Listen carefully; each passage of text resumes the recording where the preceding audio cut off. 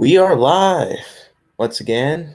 I have a very special guest who's been on this channel before, Tom Lewis from the Praise of Folly podcast. How are you doing today? I'm doing good. How are you doing, Volt? Fine.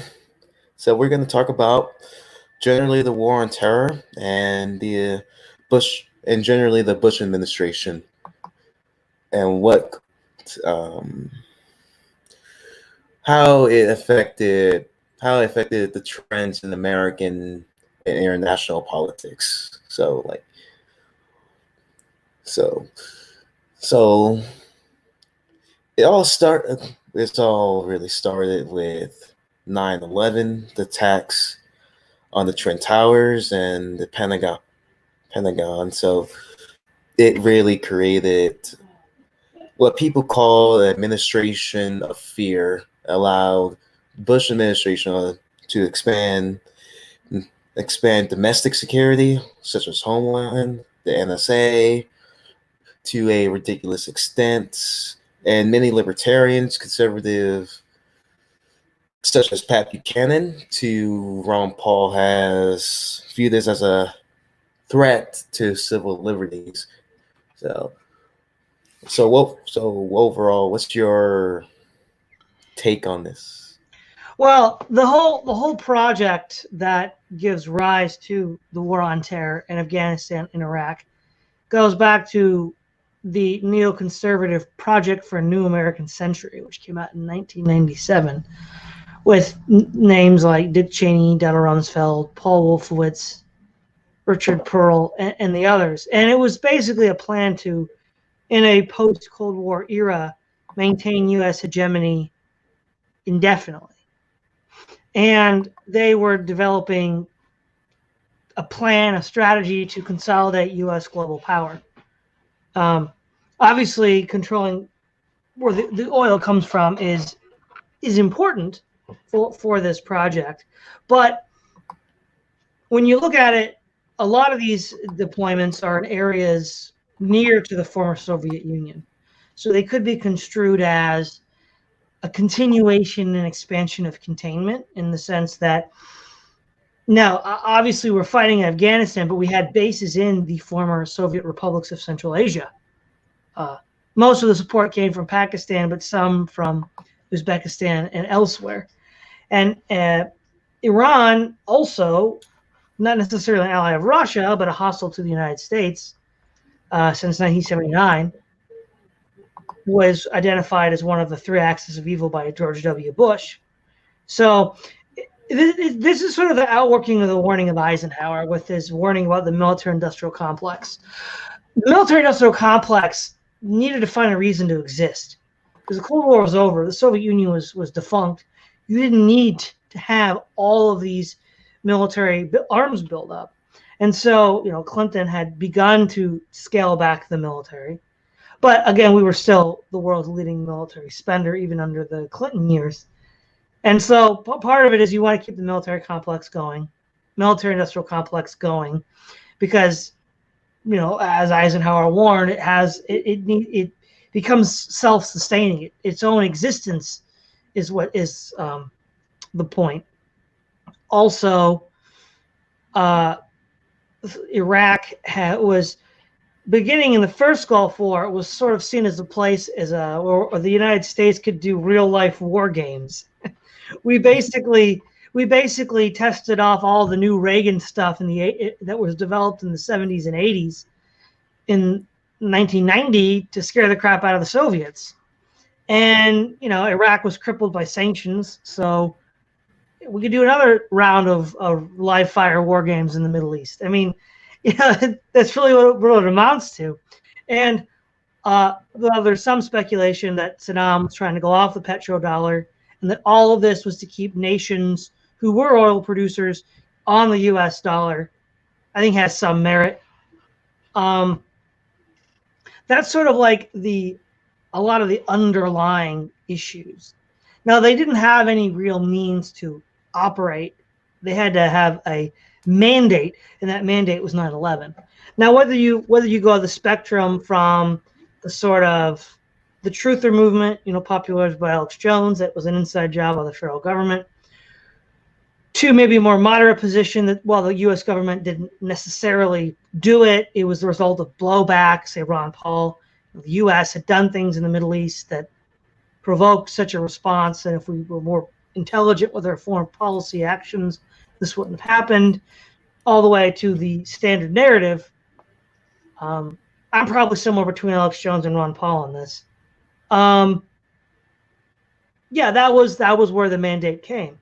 Now, Iraq couldn't be targeted immediately. Afghanistan was targeted because they then identified that they said that Al Qaeda training camps were there, Osama bin Laden trained there, and we wanted to take out the training camps so they wouldn't have such an attack again. Now with Iraq, the purported reason was weapons of mass destruction, which of course was baloney, because after the fact they didn't find anything. And they're like, well, yeah, Bush even admitted, yeah, there really wasn't any weapons of mass destruction there. So again, Iraq was just a live fire, war game, basically. And so we got in there. The other thing that I think is a strong motivating factor for these Middle East conflicts is there's one nation that benefits tremendously from all these Middle East conflicts, and that's Israel. Throughout all of Israel's wars for independence, 48, 67, 73, the three main opponents of Israel are Egypt, Iraq, and Syria. And one by one, all three have been eliminated. And it was also quite interesting, and I think telling, that ISIS did not attack Israeli targets. ISIS attacked other Arabs, a lot of other Arabs, attacked African targets, Southeast Asian targets, but they didn't really go after Israel. So I think also a lot of the underlying reasoning for these conflicts in the Middle East was to either remove and replace, or at minimum destabilize regimes that were hostile to Israel. Now, the blowback again to Ron Paul was the rise of ISIS, because now we didn't have a stable regime in Iraq, we didn't have a stable regime in Syria. That led to the rise of ISIS. I think probably the most interesting analytical point of all this is in 1993, Dick Cheney is interviewed on television asking, why didn't you finish off Saddam Hussein in 1991? And he's like, well, what were we going to replace Saddam Hussein with? There was no institutions within Iraq that we could use to replace him with. There'd be a power vacuum that would be filled by Iran. And we've seen exactly that over the last 10 years. So the question is, if they knew this was going to happen long before they did all this, why did they do it? I think partly for all the reasons I just stated. And to spread liberty and democracy, that you gotta spread that democracy, man. Also you gotta have some access to that Gulf oil for the Europeans too. Yeah, it's really because the Europeans are more dependent on the Gulf oil than the United States is. And one of the things that just really we've seen all throughout the war on terror is consistent bungling, right? We go in half-cocked without really knowing what's going on. The years between 2004 and the surge in 2007 in Iraq led to a lot of media investigation of the bungling that was set up in the area. And, from the looting of museums by looters to, the power outages and the rise of the militias afterwards. And it was just like, if you look at the first Gulf War, the entire coalition forces were about 500,000. Whereas in the second Gulf War, with a much smaller coalition force, the United States only had maybe a total 150,000. Less than half, maybe a third of the original coalition force. And that meant when it came to pacification, they were very thinly spread, which allowed for all these things to happen. And part of it was the United States isn't willing to commit large amounts of boots on the ground to occupy and pacify a region. Which that just begs the question: if we're not willing to do it, then why are we getting involved in these no-win situations and then letting them get worse? Let's see. Do you think it's a result of ideology, like Zionism, making the world safe for democracy? Yeah. I think there's definitely a lot of that. I remember even on like Fox News, someone like Sean Hannity would even intentionally invoke Woodrow Wilson's legacy for as justification for this. This idea that you can just kind of paradrop or transplant a culture from one part of the world to another without really any effort. It's almost magical thinking, like with Marxists and anarchists. You just remove hierarchical institutions of oppression, and everything just magically gets better. Well, Iraq was Saddam Hussein, this dictator, was this oppressor. We just remove the oppressor, and then everybody just naturally does what we think is the right thing to do. It's that same kind of magical thinking you see with anarchists and Marxists, and it never works. In fact, it's never worked. Someday it will work. Yeah, someday it will work. The only way, yeah. But again, it's not a surprise, though, right? A lot of neoconservatives were ex-Trotskyites.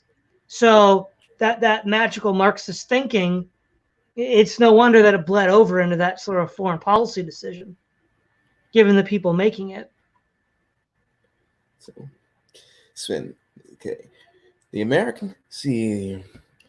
Bush administration were willing to spend over $1 million to build a stable democracy in Iraq and Afghanistan.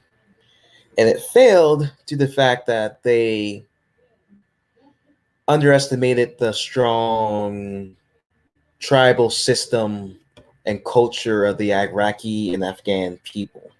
That, first of all, Afghanistan didn't really have a centralized government, any form of centralizing structure to actually govern the place. It was mostly relying on the Taliban, which provided some stability of rules and order. And yeah, when you have that, they are trying to replace a social tribal system and impose a democracy. And anyone who study history understand that democracy building, or how to reach these political institutions of representation, takes decades, if not generations, of trial and error. Yeah, exactly. And that is an important point. The Islamic world does have a more tribal community-based system than the West now does. The West used to have arrangements like that, but through the rise of capitalism and empire, they were destroyed. But yeah, with these groups, that was the whole point, right? So like in Iraq, when you had like the peak militias, 2004 to 2007, they could just pop up anywhere. Like the Marines had to fight in Fallujah like, I don't know, half a dozen times. You think a city's pacified and it's not. So this tribal structure, which then feeds into a militia structure, allows these armies, even if they're poorly trained and ineffective, it allows these armies to just sort of pop up out of nowhere, and you never know if you've actually pacified a region. A lot of commentators at the time, especially with regards to Afghanistan, pointed to that was the problem of Alexander the Great. He would move in, capture a city, but then the other city would revolt. He'd have to go back and burn it down, and then he'd leave and they would revolt again. So, these that's how these people operate. And, that was one of the big problems too. The United States, the personnel just had no experience with Islamic, Middle Eastern, and West Asian culture. They didn't know the language, they didn't know the culture, they didn't know the history.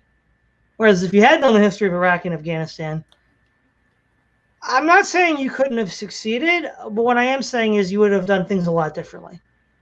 So often back in the day, they often compare these state building projects to Germany and Korea as two examples of successful state building.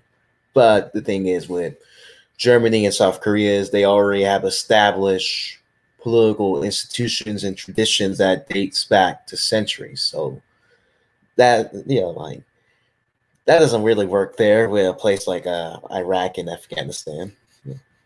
Well, yeah, I mean, Germany is a Western country, and led scientific development for the first half of the 20th century. It's not anything like Iraq or Afghanistan. The closest thing to Iraq or Afghanistan was Vietnam, and we didn't do too well there either.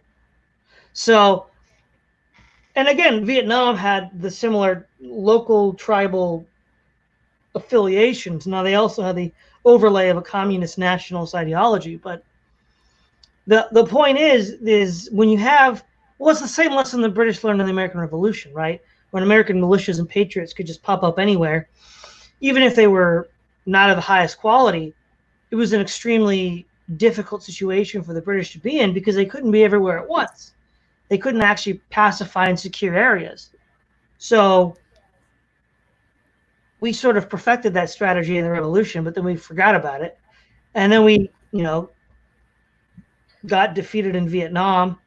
And, it's ambiguous what's going to happen, but the war on terror has failed to achieve its stated objectives. Now, Neil Ferguson wrote in his book called The Network and the Square Tower, The Square and the Tower.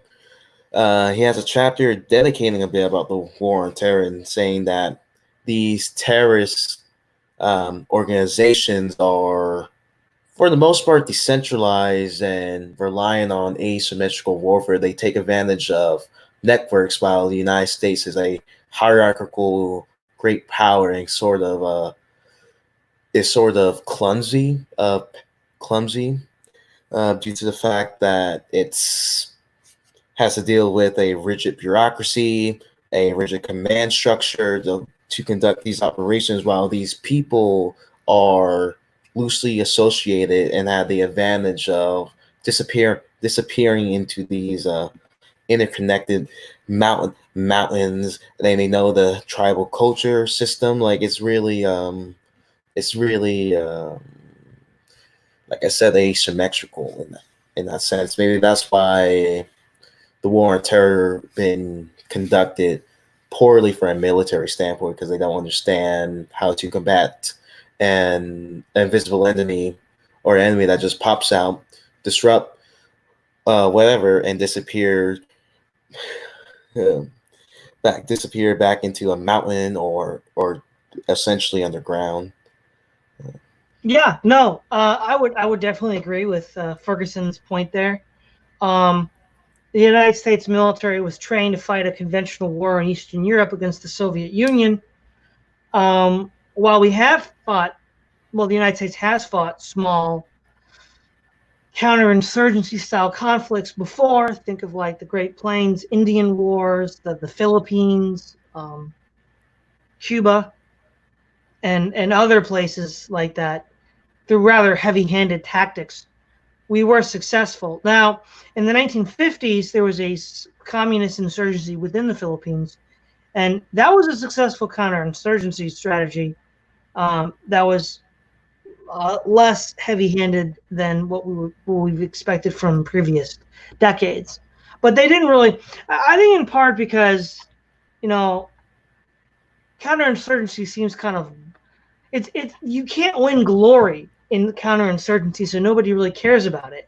When Napoleon in 1812, there was a war going on in Russia and a war going on in Spain. Nobody wanted to go to Spain. Spain was a guerrilla war. It was a counterinsurgency. People lost reputations. People lost glory.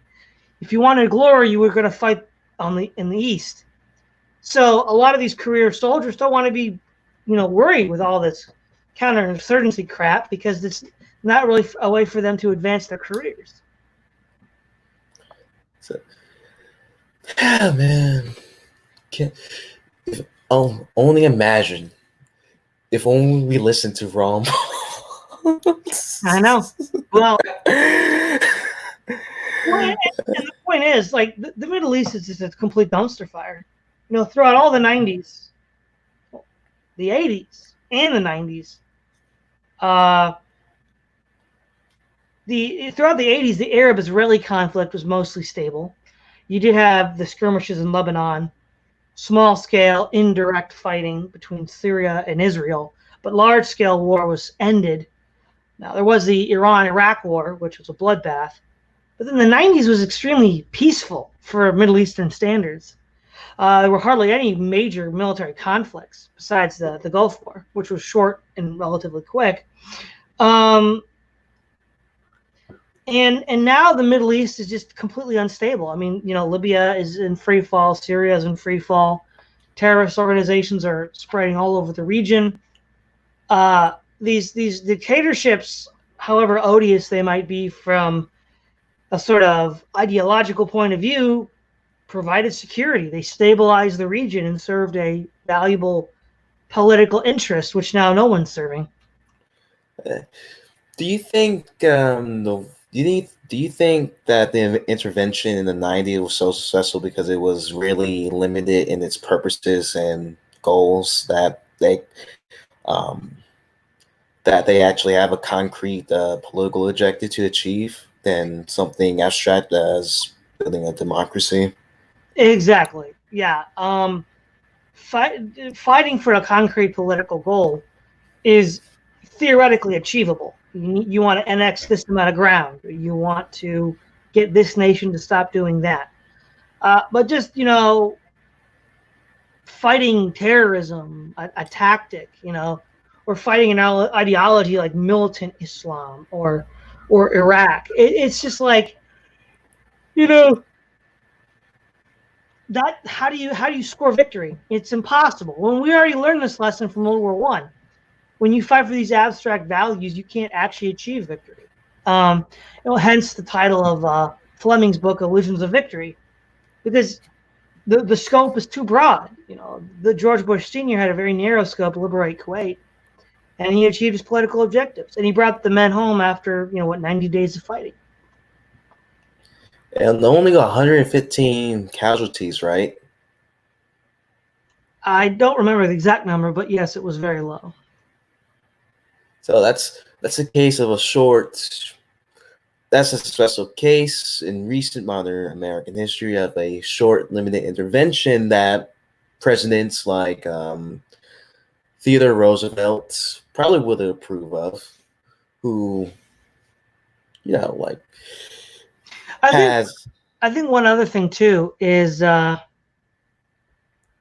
was Iraq, you know, was sort of this testing ground for the cure for Vietnam syndrome. A lot of U.S. military personnel complained about Vietnam syndrome after 1976, where, you know, people were. I think 1976 was one of the all-time lows in national support for the U.S. Armed Forces.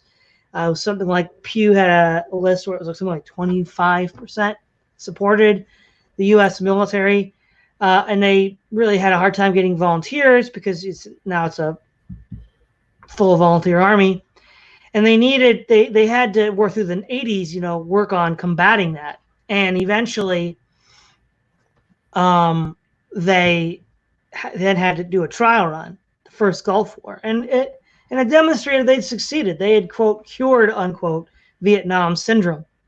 And now, you know, the uber militarism that we associate with America today has, you know, been around for 30 years. And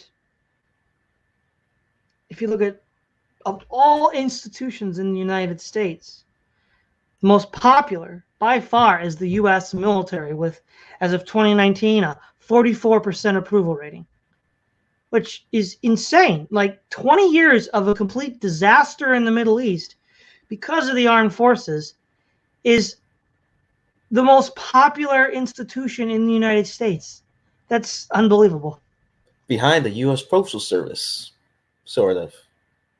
Nah, nah, I messed up my joke, but let's see. What do you think of the domestic blowback has been in the United States? That's sort of the worst kind of blowback, domestic backlash against these protracted wars in the Middle East and Af- and West Africa, such and such. What do you think of the consequences politically for the Republican and Democratic parties? Well, I think there's a lot of blowback. One part of blowback is something that we saw earlier with the Vietnam War. A lot of these pacification techniques in foreign countries are brought back and taught to law enforcement to be used against American citizens. So after the Vietnam War, a lot of veterans became police officers or police instructors, and they were taught, in counterterrorism, all violent altercations with criminals, and methods of pacification. Now, the worst example of this was in Waco, Texas, in 1993. But we also see, these more paramilitary police units, being rolled out after 2001, 2002. Part of that was tied up with the Homeland Security Act, but also I think there's a pipeline between discharged veterans and internal security forces, and they're more and more willing to use these pacification techniques that were used in foreign wars against fellow Americans. The other thing is, I think ultimately because of the at this point, both Democrats and Republicans still want to own the Iraq War. So, like when Obama ran, well, he was against it, but when Hillary ran, she was for it. She campaigned on her interventionist credentials. So, I think at this point, both the Democrats and the Republicans at the party level view that as something they want to continue. And I think also in general, it's led to a militarization of the U.S. population. I've talked about in other contexts how in history books, ancient Athens used to be, pride of place in Western history. Ancient Greece, ancient Athens. What does Athens have to do with Jerusalem? Athens was sort of the Greek city-state that through popular culture, through education, through all these sort of mediums was being, fed to the people, the American people, as the ideal. Athens was a democracy. We're a democracy. But now Sparta has become the most popular city-state of ancient Greece. Not just with 300, but, all throughout law enforcement, the military, tactical training schools, the gun shows, the Lambda of Sparta is everywhere. It's ubiquitous. And so it's created this militaristic culture that values, other than providing really good soldiers, what did Sparta add to Greece? Nothing. No poetry, no philosophy, no politics. It was of all the Greeks, it was the worst offenders when it came to slavery. All the things we purport to hate. Communism, everything was held in common with Sparta. Slavery. No, but I guess because they were badass, we're all going to be like the Spartans now. So, I think that's deeply problematic because the things that we valued in Athens were far more lasting, far more valuable than the things that we value from Sparta. And I think a large part of this was this 20-year ongoing war. You might have served in 2001 and you had a kid and now he's serving. So, it's been going on a whole generation. So we've seen that. And I think also life is cheapened because when you're at war for so long, people dying just becomes normal. You don't really think about it anymore. Oh, man. If we only listen to Ron Paul. But you think this militarization of American culture, you think it will eventually revert back to a normalcy like back in like a relative stability, like back in, let's say, the 80s during the Reagan era, since there wasn't really a whole lot of direct military intervention during that time period? I think the problem now is that the military-industrial complex has just got a life of its own. Uh, yeah, I mean, people have talked about how the F-35 fighter is over budgeted. It's taken way too long to produce. It's probably not going to be as good as everybody said it was, but nobody can quit making it. And the reason why is in order to maintain its vitality as an institution, they've basically got they've made the production of they've made the production of these things inefficient because they put factories all over the country. But while it might be inefficient from an economic point of view, it's politically efficient because now everybody has a constituency in every state, no matter what political party you are. And so now it just is this, well, we can't close down Boeing. We lose jobs. Our community would suffer. So at this point, it's really difficult to envision how it would turn around because it sort of is, numero uno of the lobbyist groups. And everybody wants to get that sweet, sweet green, to quote Tim Pool from the military-industrial complex.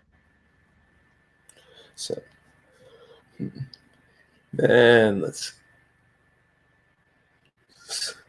now it's 2020, and Trump has made. What do you think of Trump's decisions to basically try to gradually withdraw from the Middle East as much as possible? That seems to be his political strategy. I think it's a smart strategy. I think there's really whatever the stated goals of the war on terror failed and to be achieved. Nobody's figured out how to make things better. Just cut your losses and run. I mean, at this point, I don't know what else you can do unless you want to bankrupt the country. We're not acceleration this year, so I don't want to see a bankrupt America. So, but yeah, I think Trump is making the right decision, and I think what allowed Trump to do it is the fact that he was a political outsider, right? He didn't go through the proper channels. He didn't do all this and that. So Trump was he said at the beginning of his election campaign, he wasn't beholden to anyone because he could finance his own campaign because he was a billionaire. And well, yeah, I guess that's true. And a lot of the strings and hooks that other people have, weren't for Trump. So right now, like a lot of analysis and geostrategic analysis saying that Trump is refocusing on the bigger issues such as a resurgent China and Russia, this return to this great power competition. Like, what's your view on that? That Russia and China are going to be major competitors with the United States again? I don't see a bright future for Russia, but China, I think, will attempt to challenge the United States. I think the problem with Russia is that because it still has this large nuclear arsenal, it's correctly perceived as a threat because with those nuclear weapons, it can do a lot of damage. But Russia's long term doesn't look good. I mean, demographically, it's crap. Between 1913 and 1953, Russia lost like 60 million people. I don't, except maybe China. I don't think any nation lost that many people in that amount of time. And then you couple that with the liberal abortion policies of the Soviet Union and modern day Russia, which are second only to China's. So China's aborted like 350 million people since Mao mandated the one-child policy. Russia's like 300 million. Russia's a population, even at the time of the Soviet Union, that was only a quarter of the size of China, but had an abortion rate almost on par. So Russia's long-term population graph is just going to flatten out and decline. Its economy's crap. Still got only a few export goods. It doesn't have a diversified economy to produce electronics and other resources. So I don't think Russia's going to be as much of a threat as people make it out to be. I think it's China, on the other hand, does seem to be more dynamic and dangerous. But then with this whole COVID-19 nonsense, I mean, apparently they're so incompetent they release a bioweapon. So, take that for what it's worth. Oh man. Oh wait, it was developing a bioweapons lab? Well, the sort of there it's the Wuhan lab seems to be the consensus that it came from there. Now, whether it was a bioweapon or not, people are debating it. I happen to think that it probably will. From the evidence we have, it looks more likely that it was a bioweapon. It just attacks people on too many levels to just be some random occurrence.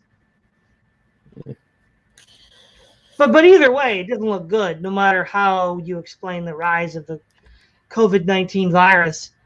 It's like, as Steve Bannon calls it, it's a biological Chernobyl. It's always these totalitarian crap holes that have these accidents, apparently.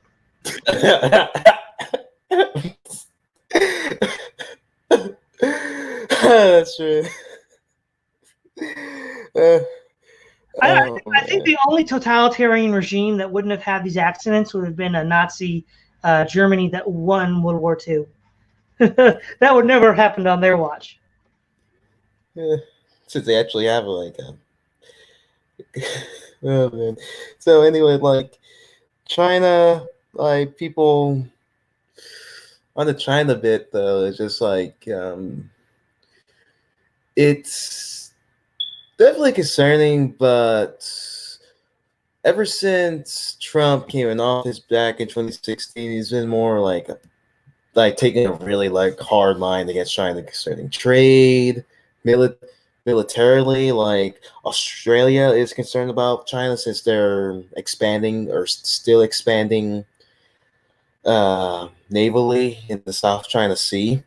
It's gonna be a very difficult problem to manage since China has, like, from a geopolitical standpoint, China will have to expand since it's encircled by the likes of Japan, Mongolia, Vietnam, or the entirety of Indochina. So the best way to defend themselves, they need to expand militarily, and they're also still forming economic ties all over Southwest Asia, the Belt and Road initiatives, as they call it. Yeah, China. But I guess the problem here is, though, if China did want to challenge U.S. hegemony, they should have done it before the COVID-19 outbreak, because now the whole world hates them. Yeah, man. Man, COVID-19 changed everything. I mean, yeah, again, totalitarian regimes don't last because of snafus like this. Do you think totalitarian regimes have like poor militaries? Like do bad militarily more so than the democratic countries? Well, that's certainly the sort of claim that is made by Victor Davis Hanson. But if we look at modern day totalitarian regimes, depending on how you want to quantify it, obviously Nazi Germany did very well in the early years of World War II. And the Eastern Front was two totalitarian regimes fighting each other. So that's not the best example. But I do think that they tend to do authoritarian / totalitarian regimes do tend to do worse. Israel BTFO the Arabs again and again and again and again, even though on paper they had larger armies, they had authoritarian regimes which could mobilize large amounts of forces to smash Israel. It didn't work. Israel kept on fighting back. In Korea and in Vietnam, the United States wasn't defeated in a conventional fight; it was defeated in an unconventional one. But I think in the short term, totalitarian regime has the advantage because it can rapidly militarize at the expense of the civilian economy, such that democratic powers have a hard time keeping pace. But in the long run, because they're so incompetent, they end up faltering. So, for example, one of the main problems with the Soviet military doctrine was that it was top-down, centrally planned. With William S. Lind, third, fourth generation warfare, that kind of stuff is what gets you defeated in modern conflicts. Yeah, especially when strategies such as guerrilla warfare is not really explicit to win, but more so just to disrupt, to exhaust your enemies psychologically, financially. Um, like, isn't that the point of guerrilla warfare? Just to disrupt and retreat, disrupt and retreat, disrupt and retreat. Yeah. So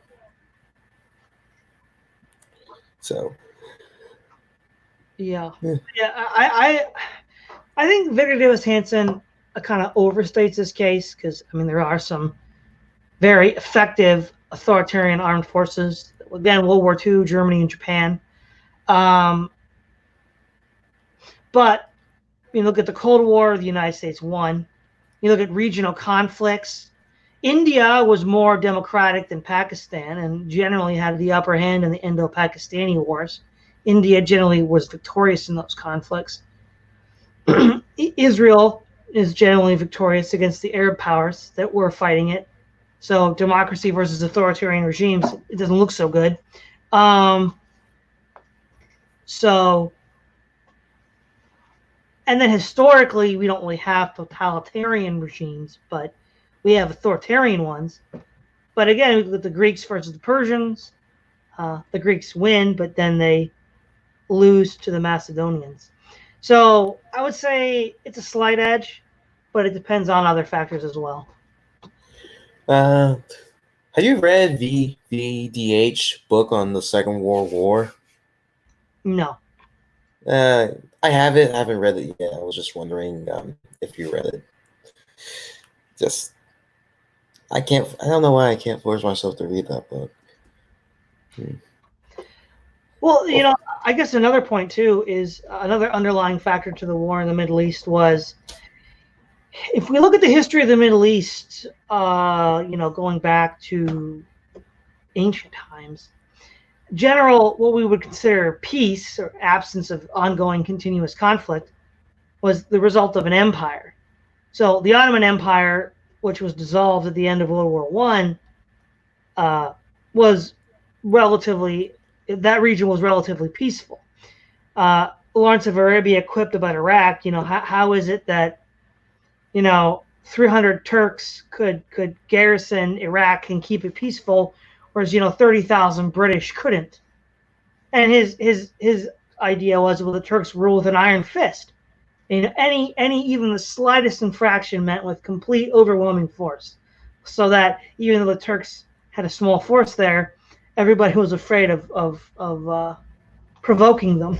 And prior to World War I, you had about 90 years of more or less uninterrupted peaceful relations between Turkey and Persia. So the two historic contenders for Middle East dominance.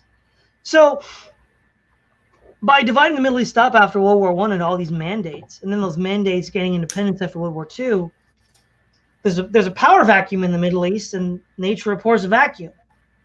And a lot of this was somewhat inevitable given decisions made in World War I.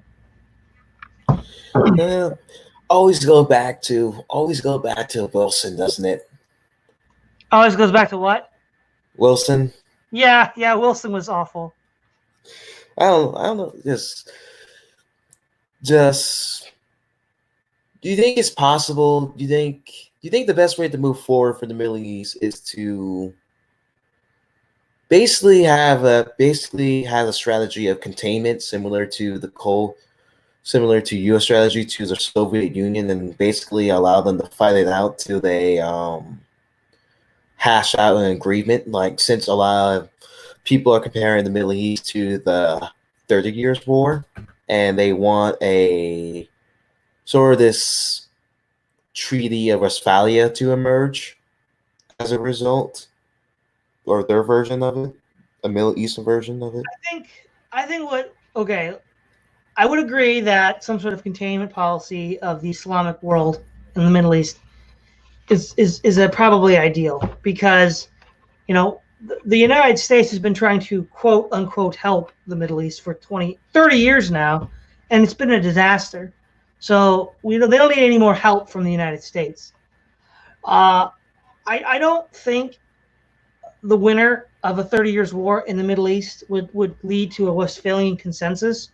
I think what would happen is that a new empire would emerge in the Middle East, whether that's led by Turkey or led by Iran. I don't really know, but I think it would look an awful lot like the Middle East of 1700, where Turkey and Iran have carved it up between them, and they just sort of have a standoff. This is just a standoff, just staring each other down. Just whoever fires the first shot, they will go to war. And that didn't happen, right, in the 18th century.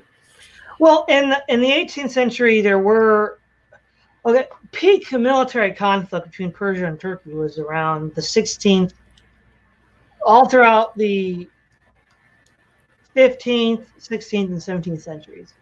But in the 18th century, there was still some violence. The 19th and then early 20th, it really started to go down until World War I. So depending on what's motivating the expansionism, and if some sort of diplomatic arrangements could be made, it's more likely to be stable. The last time the Middle East was stable was when Turkey and Iran divided it up. And it was pretty stable for about 80 years of relative peace. So, yeah, it seems like it's the best case scenario. Well, do you know why Great Britain was unsuccessful of trying to conquer the Middle East or trying to establish its influence over the Middle East? Why it was fiercely resisted? Well, I think that one of the problems with the British, again, contra the Turks, as was pointed out by Lawrence of Arabia, was the Turks, the British wanted to build an empire without getting their hands dirty. And the Turks didn't care. They were heirs to Tamerlane and Genghis Khan. We'll just build a pyramid of skulls if we have to. And I think in part because the British, you could also add in a heavy dose of incompetence, but I think because they didn't really want to get their hands dirty, they weren't really ever going to do what it would take to subject. I mean, if you look at the history of the Middle East, going back to Sumer, I mean, you have to be an iron-fisted despot to rule the region. Like, there's no exceptions to this. Maybe Cyrus the Great, but you've really got to be an iron-fisted despot to rule the Middle East. And the British just didn't have it in them at that point. And also, even winning World War II, they were bankrupt and the empire fragmented into pieces. So also the ever-increasing cost of fighting the Second World War prevented the British from doing anything like that either. And they lost pretty badly in their war in Afghanistan. That story. Yeah. Tribalism in the mountains. It's not good. Not good. It's not really good trying to artificially impose a government structure that will take generations to develop and reach its full maturity. No, not if you don't have the willpower to do it. So, so what do you think